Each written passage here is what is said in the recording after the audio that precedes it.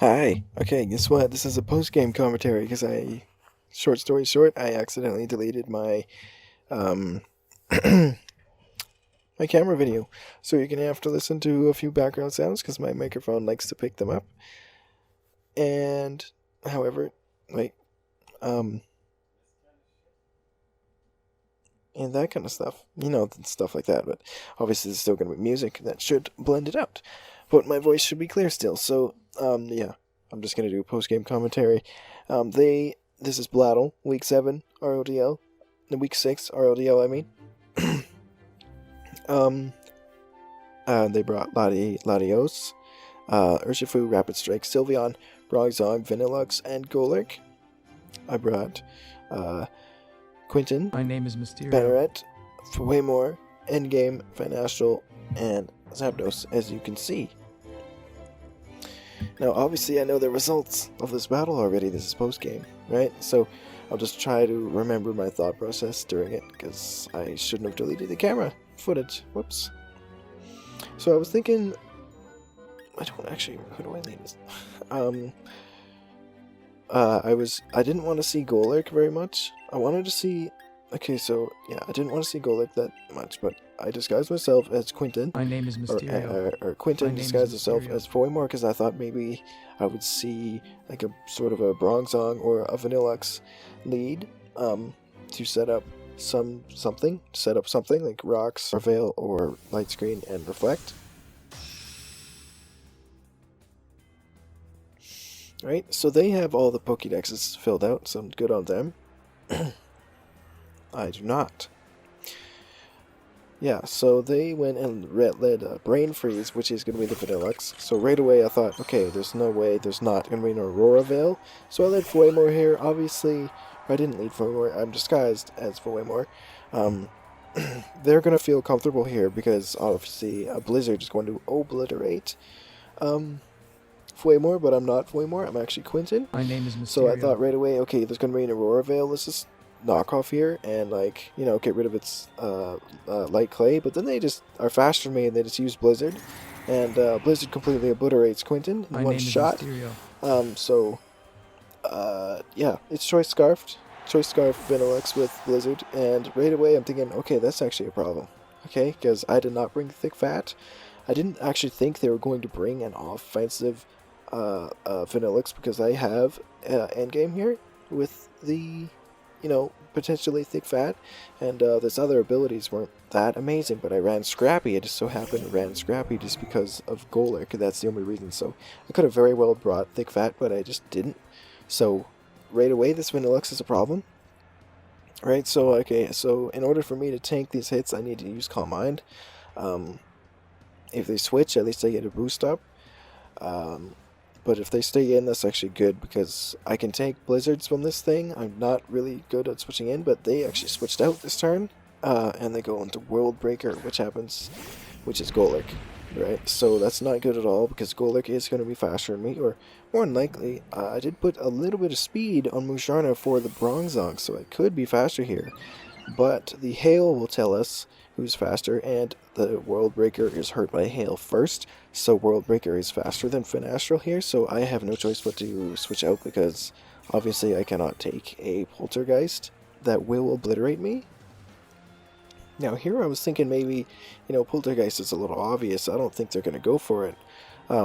Like, I have Endgame here, which can easily take a Poltergeist.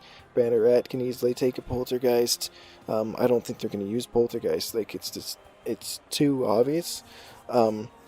So I actually elect to switch to Zapdos here eventually.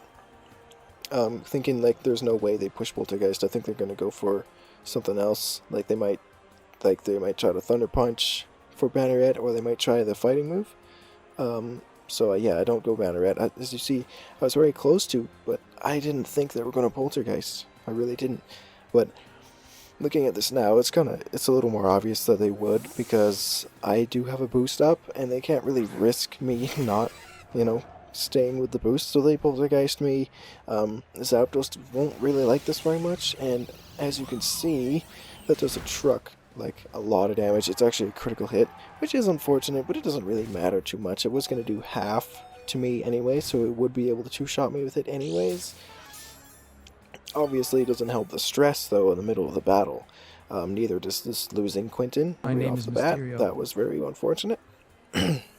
But, so here I was a little, upset. Like, okay, come on, what's going on here? So I think I pushed Roost here. I think, after all this, I think I decided to push Roost. Because I could have switched to endgame here. I thought maybe that was choice banded damage. And I think it is choice banded damage. That does way too much.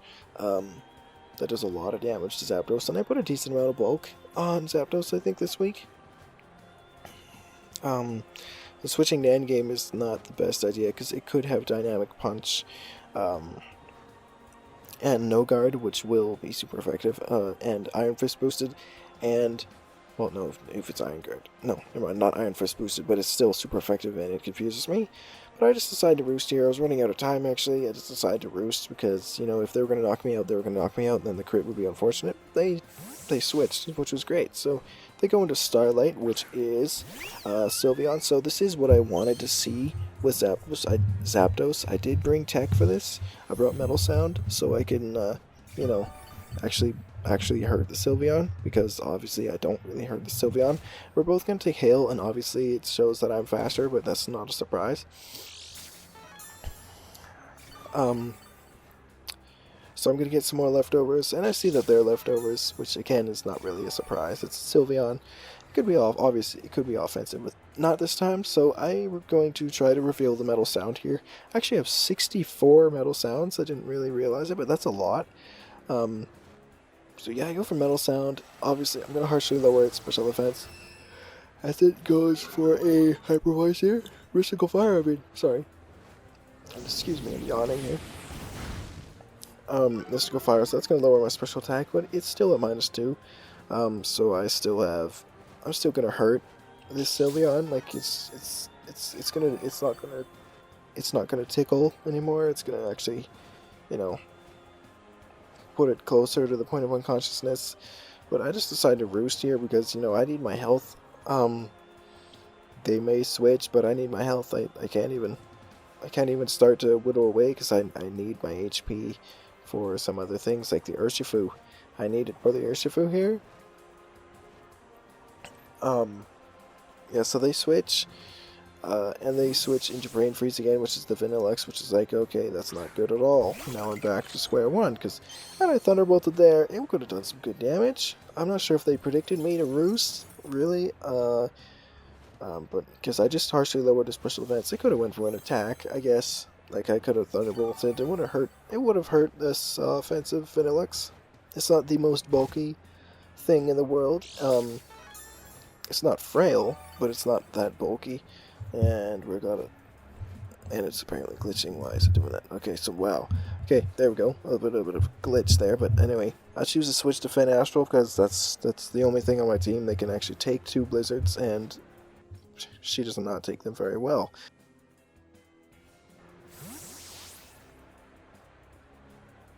So yeah, she comes in. I'm hoping this doesn't do very much. I'm hoping it does like less than a third. But that's like really scraping, and it does almost half to me. Just over half. So if I did not have my leftovers, I would die next turn. So now I'm thinking, okay, I can Moonlight here. He'll have my health, right? And I can stall this thing out of blizzards. But right after I push the button, I realize, okay, wait a minute, I'm not healing 50% with this. I'm only healing 25%. So I should have just pushed Psychic right there. I just gave away my Musharna for free, because in the Hail, Moonlight only heals 25%, and in any weather condition it only heals 25%, except for Sun, it heals 75%. So I just made a big misplay there at the wrong time. This Vanillux is seriously a problem. It's very unfortunate that I didn't bring Thick Fat, so I didn't think they were gonna bring an offensive Vanillux with that as an option. So I just tried to go for Psychic here, but I'm done. Fen Astral's done, so they go for another Blizzard. That's 3 Blizzards, though, it took for them to KO me here. So that's 4 Blizzards down, so they only have 4 more Blizzards remaining. So that's good news, I guess. So they shouldn't be able to kill the rest of my team with just Blizzard, I should be able to handle it. But so far, it's been a problem. It has wiped out two of my guys right now. So far, it's actually been the only thing that's done damage to my team that I have not healed off. So I decided, okay, right now, you know what? I have to go for a game already, because this stupid Vanillux is seriously a problem, and it knows it. She knows it, because if you look at the smile on her face, Vanillux knows that it's being a bastard, and I know it as well. And yeah, yeah. So I had to do it now. It was a make or break at this moment. I had to do it right now. And they go ahead and they switch to Jetstream, which is Latios, as I curse. Now, this thing could get some fighting moves. I actually, before the battle, I was like, I didn't even think about it during prep. Like, I should know. I do know that Latios and Latias get Aura Sphere. I literally have a Latias in a different league, so I should have known it gets Aura Sphere, but at this point, it's about to catch me by surprise. So, spoilers, they're about to hit me with an Aura Sphere, and it catches me by surprise for some reason. I was not that well in this game, but anyway, I push Body Slam, they go for the Aura Sphere, and I'm like, okay, they have Aura Sphere, they're going to take me out after 2 shots, even with the Moringa Berry. So I get the Moringa Berry, I get the boost, and I'm like, okay, how about I paralyze this thing or something? Like, something happened here. I do a good amount of damage, and I actually paralyze it. So I do about, 55%, no, sorry, 45% to it. Now I need to, I need to Milk Drink on the off chance I live, or they get fully paralyzed. I have to push Milk Drink here and hope, right? Hope. Even with her curse up, though, obviously there is an Urshifu in the back with Surging Strikes, which is going to crit me 3 times. But at that point, I was going to switch to Zapdos with Static, and it would get paralyzed. Or a Sphere. Goes off again, it hits me, and I actually live on a mighty 13 health, which I was very surprised to see, and I go for Milk Drink. I think that was a high roll and then a low roll, because yeah, I think that was very close. That could have knocked me out, I think. But Endgame's going to live very low, and then I can Milk Drink again, because they're playing with paralysis, and then, guess what? They get fully paralyzed, and I use Milk Drink again, and then I'm at full health, with +1 in attack, defense, and special defense. So Endgame's looking very strong here. She's got a lot of her stats. Obviously, she's slower now, but that's not really a problem. So I decided, you know what, I'm going to curse again, because at 2, I will KO this thing. If I body slammed again, it wouldn't KO. It wouldn't knock it out. So they don't get fully paralyzed. They Aura Sphere again. That's obviously doing less than half now, and it doesn't really do too much damage. So Moringa Berry is pretty much my favorite item to bring on Endgame here. For that reason, stuff like this, I can take Aura Spheres very nicely. Focus Blasts are a bit of a problem, but obviously it's Focus Blast, so it's not that much of a problem. So I curse again. I think I decided to Milk Drink here, because again they're playing with paralysis, so I can end this at full health, and they Aura Sphere again. So it's a good thing I decided to Milk Drink, because they did not get fully paralyzed, and that's going to hurt a lot. But I obviously have Milk Drink, and again, they're playing with paralysis. So at this point, I'm thinking, okay, I'm just going to Milk Drink till you get paralyzed. Latios. Okay, and then guess what? It gets paralyzed, so it didn't have to waste too much time there. I Milk Drink again, and I'm full health, and at this point, I'm saying, okay, you know what? It's time to Body Slam and crush this thing. Don't need to set up too much, because Urshifu will kill me. Urshifu will hurt a lot. So I was hoping they get paralyzed again, because then I would be able to actually beat the Urshifu. But they don't. They get an Aura Sphere off, and yeah, that does a lot. It's just enough damage, puts me in range for the Urshifu, I'm pretty sure. So I'm going to Body Slam again, and I'm going to crush the Latios. Crush the Latios. Jetstream's down. So Endgame was a KO, which is very nice. Yippee! My first KO of this battle, and actually, right now it's 5-4, right? But that Vanillux is still around. It's a big problem, but not to endgame right now. I do have a Moringa Berry intact, right? The Moringa Berry is intact. Now, obviously, I'm assuming, okay, Urshifu's going to come in here, and it's going to have to push Surging Strikes. And, Yeah. Biggest, biggest, thickest. Yeah, whatever. That name there. Yeah, that name there. He's probably gonna want to decide it's a female. Urshifu.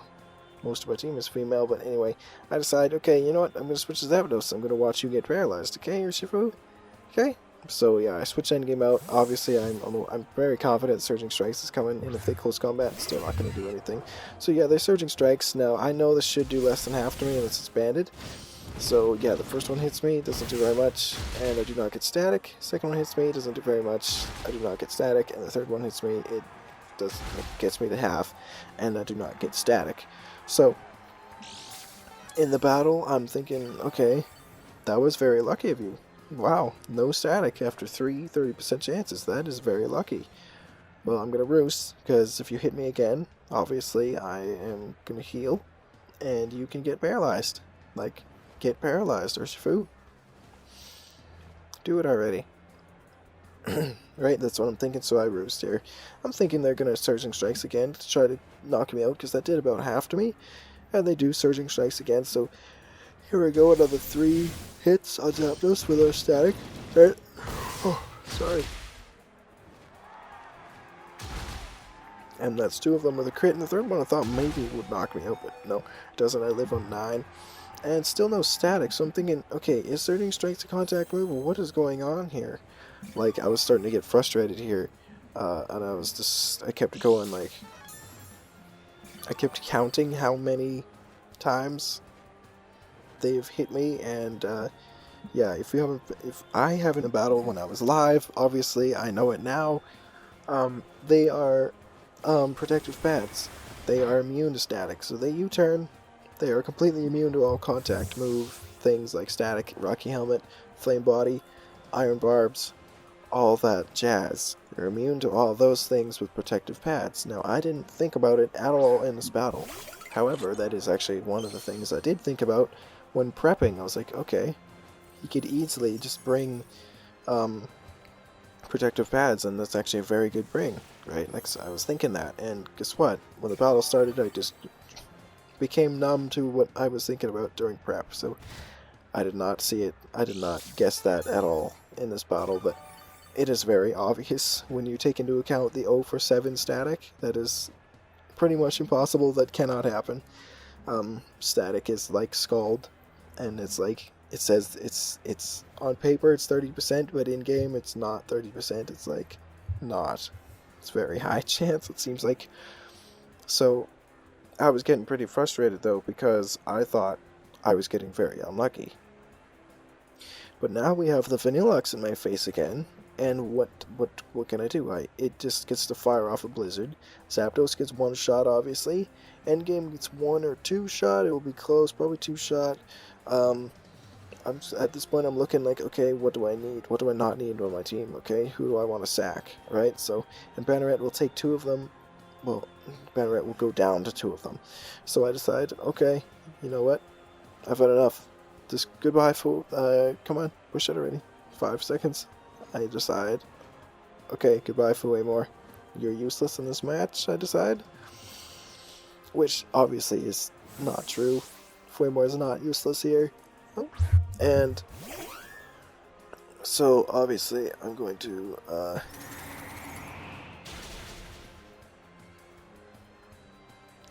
Fuemore's obviously going to come out here, and here comes the Blizzard, obviously, and Blizzard's, Blizzard obliterates Fuemore. There was no chance to live that, but they only have 3 Blizzards left at this point, so okay. I was not counting in the battle, but I'm counting right now when I'm watching this and also recording at the same time, so they have 3 Blizzards left, but I said like 3 or 4 Blizzards in my video, so I was thinking, okay, you know what, I'm going to try to stall out the Blizzards on this thing. This is my only chance to survive the Vanillux onslaught, because if it's out of Blizzards, at least Ice Beam won't be doing too much damage if they have it, if they have other coverage, because Vanillux doesn't get the most coverage, so I kind of assumed it would just have, like, Freeze Dry, or Ice Beam, or something like that.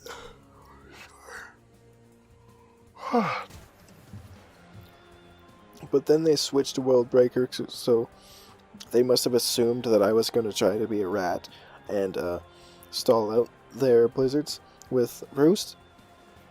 So they go into this thing, and I'm thinking, okay, I'm pretty sure I can take hits from this. Even if I can't, I have no choice but to stay in. I could try to switch into endgame, I guess, but you know, I could try to do that. But then they poltergeist again, and I'm like, okay, what the heck? Like, for some reason, they were not predicting me to switch to endgame. I don't know why they weren't. Anyway, I roost because I know I can take that. And the hail is kind of is going away a little bit, and this Golurk's taking chip, but so am I, obviously. But I can heal, the Golurk cannot. So then I'm like, okay, what do I do then? Are they gonna poltergeist again? Because I have a normal type on my team. This is the last turn of hail. I'm gonna drill peck this time because if I don't get buffeted by the hail, I think I can take 2 of them, right? So. Maybe they won't go for Poltergeist because I do have a normal type on the back still, right? And I might be starting to get desperate and have to make the switch, even though I am taking these hits relatively well, right? But then they go for Earthquake, which is good. So they do predict me to switch to my normal type, and I hit it with the Drill Peck. It doesn't really do too much damage, so it's a good thing they decided to switch. And clearly, it's not Choice Banded. Choice Banded Golurk with Poltergeist is actually is very good. It hits incredibly hard. So I drill back again, because I know I could take 2 poltergeists from this thing. If it wants to stay in and fight me, so it does poltergeist and it hits me with the Rocky Helmet. Obviously they reveal my item, but it's not that much of a surprise. It's very obvious. If I'm not getting leftovers recovery, it's a good chance I have a Rocky Helmet. So 1 more drill peck will be enough to put down this Golurk, but I have to roost.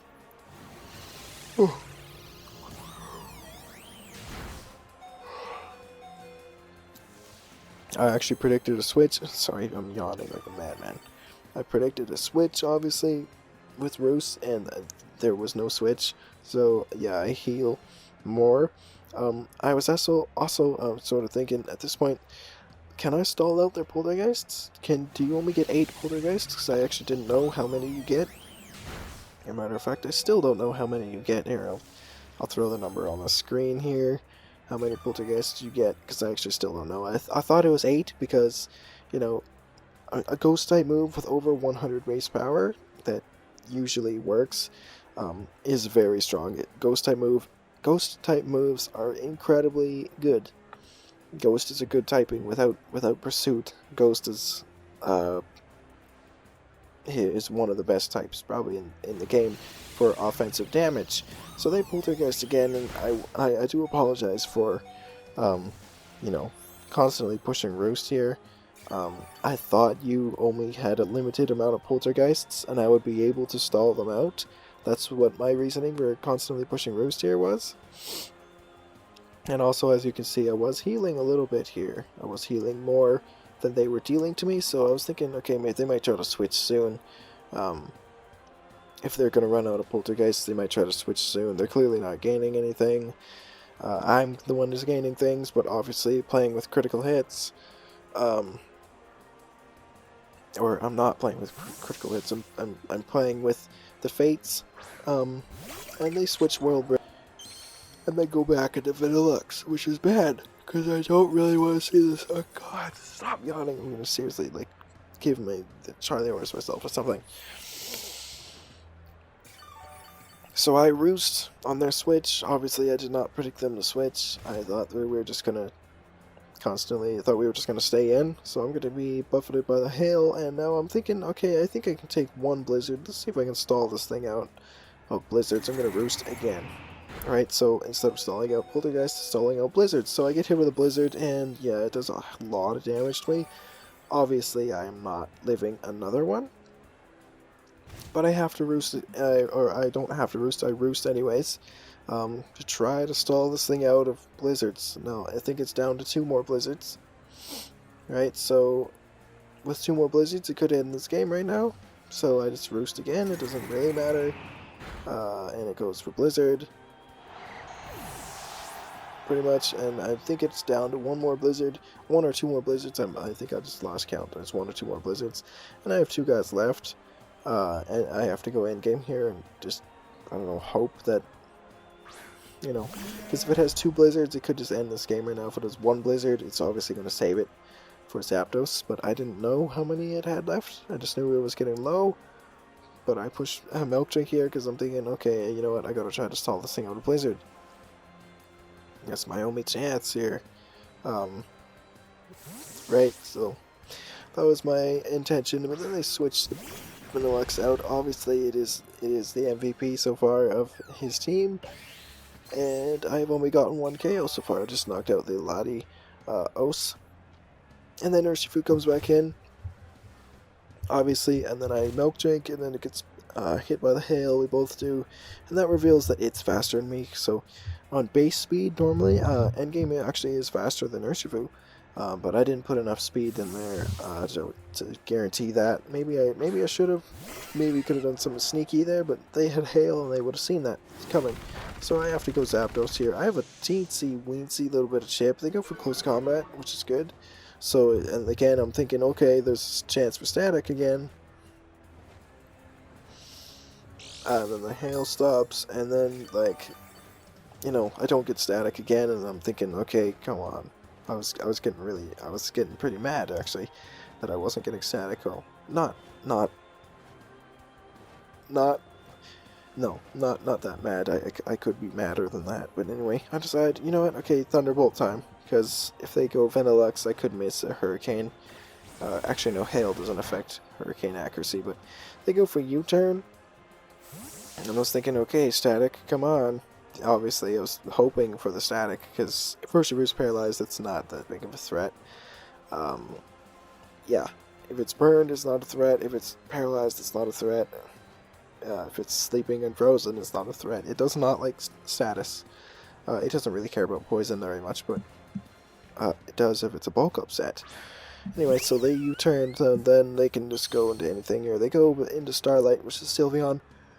They could have went to Vanillux, but they would have to take an attack. So I Thunderbolt Sylveon. It really doesn't do anything. I get Leftovers Recovery, and so do they. I'm not feeling too confident at this point in the game of winning with just Zapdos and endgame against 5 other guys, right? Especially with an Urshifu on the team that could easily wipe out either of my guys. So I decided to Hurricane here, and I actually missed the Hurricane. Doesn't really matter. Sylveon would have tanked it. But I take a lot of damage with the Hyper Voice. The Hurricane was this kind of a desperate Hurricane, maybe hoping for a critical hit or a confusion on the Sylveon, but that doesn't, you know, it's like very, like, you know, the chances are small. And, yeah. Like, I wasn't thinking, like, so I decided to roost here, because obviously I need my health to take Urshifu hits. I barely lived 2 Rapid Strikes in a row, so I pretty much need to be at full health. Switch again to live it. Ouch. Okay, I actually just, okay, yeah. They're gonna switch, and they go back into Vanillux. They go back into Brain Freeze here, and it's like, okay. Okay. Hello, Vanillux, what are you gonna do to me? Like, it's just pushed Blizzard this entire time when it does. And it's been dealing too much damage for my team to handle. So, good on them for them to bring that. Even though I could have potentially had a thick fat thing. But I just didn't. That was like super unlucky. Like, every time I've seen a Vanillux on the enemy team, I've pretty much brought thick fat, except for this one time. And every time I did bring thick fat, they did not bring Vanillux, so that was just kind of a bad bring on my part. And then obviously I have to take a Blizzard here. I think this is their last Blizzard, and I do live it actually fairly nicely. Actually, I tanked the Blizzard fairly nicely. If I was thick fat, they would have done like maybe like a little over 25%. So I get a Milkshake here, and I think that was their last Blizzard.